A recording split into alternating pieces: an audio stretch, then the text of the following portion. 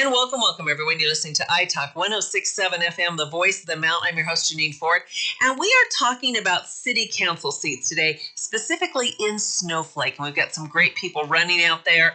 And I've got two of the candidates in studio right now.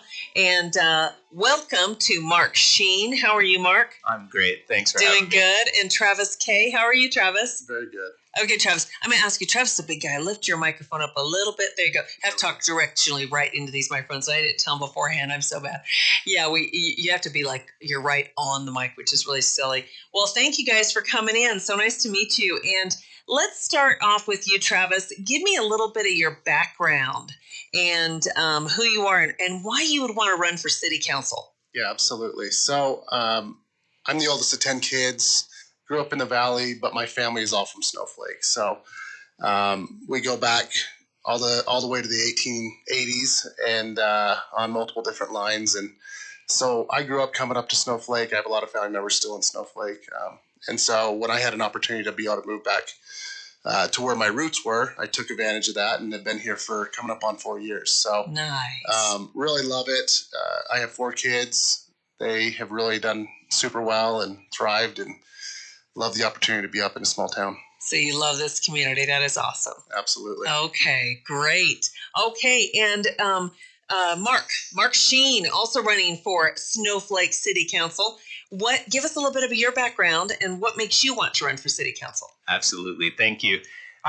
I actually have a surprisingly similar story to Travis's. As soon as COVID hit and they made a lot of jobs remote, I said, well, why the heck am I living in the Valley? And looked elsewhere. We chose Snowflake. We love it up here. We've got friends and family that live up here, and we've really started to settle in. Been here for about 3 years.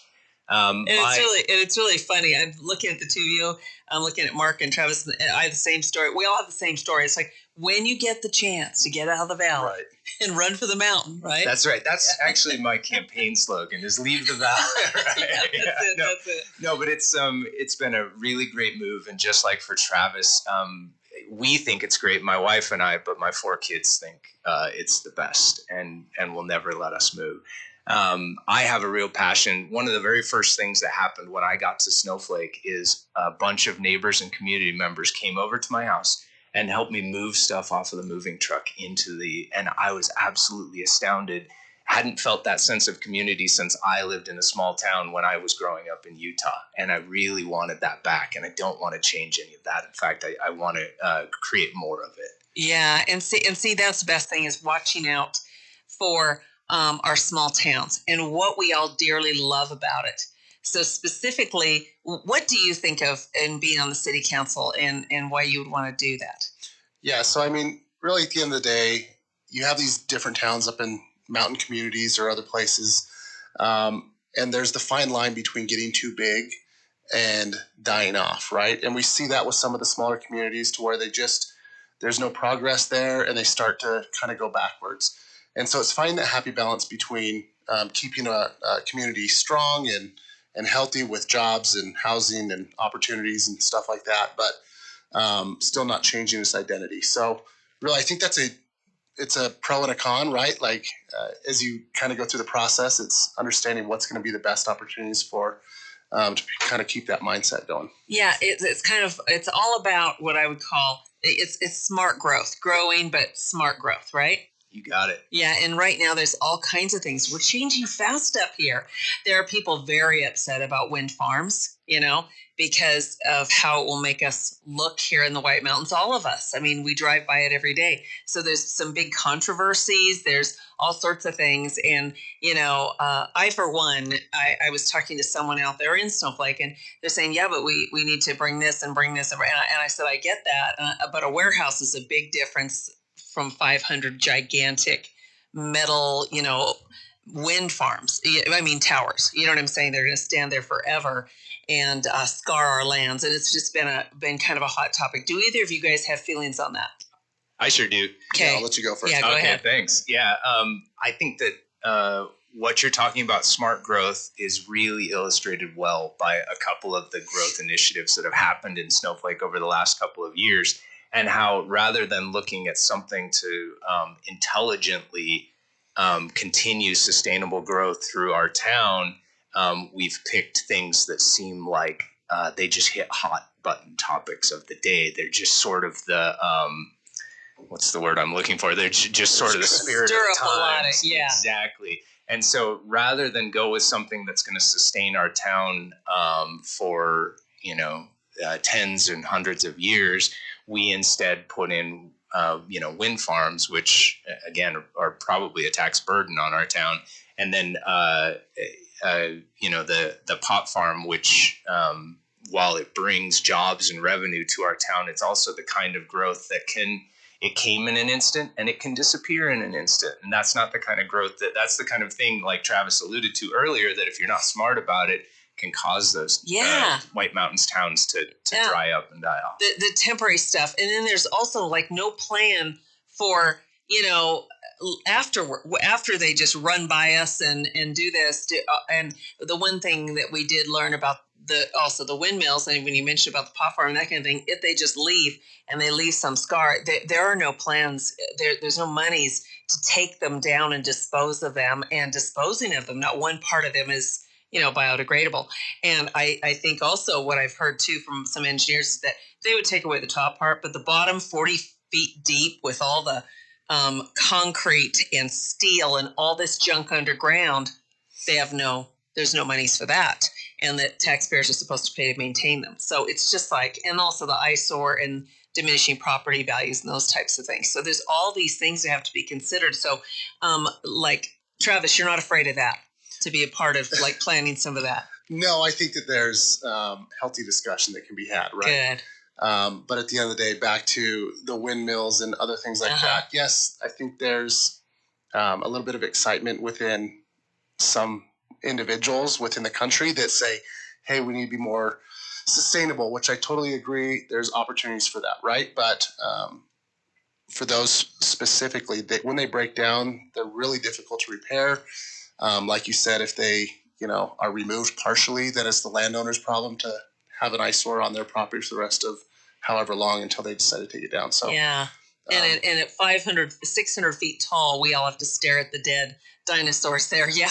And it's, and also the other downside too, is that, that inconvenience and that big problem is that they have already said pretty much all of the power will go to California, because we can bid, but fat chance, because their power is so much more expensive. They're going to buy it all. And so they said the likelihood of Arizona taking any of that power is slim to none. So we have to live with it. I say throw them all over in California. Let them have them, But anyway, I digress. But what other things do you want to tell listeners about voting for you? Travis, let's start with you. Yeah, so I think there's a lot of different topics that people in the community have talked to me about, that I've heard throughout the years. I think the biggest thing for me is jobs and affordable housing. So Mark talked about this a little bit. You had mentioned this, but finding opportunities to be able to bring business and incentivize businesses to come and actually establish there. And so there's lots of different ways you can do that. You can build certain sections of the town that are catered towards certain businesses coming in. There's also opportunities to recruit businesses that are nationwide companies that might want to come to a small town, because there's opportunities for their employees to have a happy and whatever else life. So yeah, they'll attract great employees to Snowflake, right? For sure. Exactly. And what a beautiful place to live, to attract good and good employees, really good employees. Yeah. Yeah. And so Snowflake has become this bedroom community of Show Low and other areas where folks might work in Holbrook or Show Low, and they might live in Snowflake. And we're really proud of that family atmosphere in our schools and our sports and all those different things. And so if we can kind of springboard off of that and incentivize other companies to come and establish there, I think that would be a huge opportunity. Yeah, great opportunity. Okay, and Mark, same thing too. And he was mentioning, you guys have mentioned the housing crisis we have. That is really hard. It absolutely is. And, I want to get back to something that you mentioned earlier about shipping resources. We're shipping a power resource over to California. The other thing that we're doing in Snowflake and some of these smaller, bedroom mountain communities is we're shipping our single greatest resource, which is our children. And unfortunately, if we don't have smart employment, if we don't have good stable jobs, we don't have a system set up and a platform for remote work and for skilled labor and for this kind of thing, then we're going to be exporting our children to other communities that can handle the kind of work that they're looking for. So I totally agree with Travis in this regard, is that creating a platform for remote workers and other industries, and make sure that we've got skilled labor that can stay in our town, I think is an important thing. Oh, you guys are nailing it, because I've talked to so many young people that I've had in here. They want to come back. They don't want to live.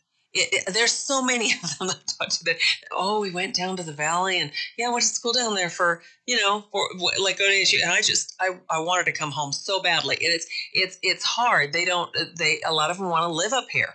My son is in veterinary medicine school right now at U of A. And he's like, Mom, I'm practicing up there. I'm not going to, that's where I'm going to practice. And it's an underserved area, so I'm going to be able to get work for that. But that's the whole thing, is finding things and finding housing too. We have teachers that are teaching, like even at Show Lower Blue Ridge or something, that are living in way up in Holbrook, and it's just a hard commute and people can't find affordable housing. And so that's going to be a hard thing. And so any other ideas you guys want to pitch out there on these issues that you're hearing? Just to kind of springboard off of that a little bit, some of the things that I talk to my kids about is, hey, current state, if you would like to live here when you're older, here's some job professions that might work for you to be able to be here, or small business ownership or other things like that, right? Yes. But the general corporate employee outside of those remote workers, which is becoming more prominent these days, but outside of that, it's really difficult to have those opportunities that you would have in a big city. So skills too. Yes. Like skills. I do know some of those things too. The basic skilled labor force too is really hurting up here. Oh, yeah. There are construction companies that they're like, begging anyone to learn how to do carpentry or concrete work. Oh my gosh. So there's a lot of things like that, that they're all needed up here right now, for sure. And I think that's kind of the way of the times, right? The skilled labor has been diminished. Yes. Whether it's individuals going to college, which I'm 100% for. Both Mark and I have college degrees. Yeah. And that was part of our upbringing, right? But I think there's a lot of value as well, learning the trades and being able to contribute that way. There's a little bit of a supply and demand approach there, right? As people choose careers that are not in the trades, obviously the trades become more in demand, and the amount that you'll be able to earn in those trades will go up. So I think there will be a natural slide back to some of the trades, and I love to see it, because I feel like workers who work with their hands are absolutely the bread and butter and the kind of people who make the White Mountains great and what they are. So we need more of them. Yeah, and I ran into, it was one construction company, the roads, bridges, all this kind of stuff, and they told me that the average age of their concrete crew is 65. Oh, wow. That's almost all of them are 65. They have a 72-year-old. Concrete's hard work, guys. And I'm real thankful to have MPC up here, to kind of offer a lot of those kinds of skills and things like that too. But we have Mark Sheen, Travis K running for city council in Snowflake, folks. Anything else you guys want to pitch before I get you off the air here? Yeah, just final thoughts here that vote on July 30th. Yep, July 30th is the date. There are 4 council seats available. I would love to have your vote, and I would love to serve with Travis over here. So there's 2 boxes filled for you July right there. 30th. There's 2 boxes. Travis K. and Mark Sheen, City Council Snowflake, right? Yep, absolutely. So, it's always tough to get out and vote, right? There's lots of different things going on in life, but make it a priority. It doesn't just help nationwide scenarios, but it also does help the community. So. Yes, and July 30th is really a big one in Arizona this year. We have a lot of really important races, state senate, just all different kinds of, and then locally we have a lot of choices this time. So it's going to be very important to get July 30th scheduled and show up. Yes. Absolutely. To vote. Put it in your calendar and save the date. That's okay. Thank you so much for coming in, guys. Again, Mark Sheen, Travis Kay, running for City Council in Snowflake, Arizona. Beautiful Snowflake. All righty, everyone. Keep it right here. Listen to iTalk 106.7 FM, the voice of the mountain.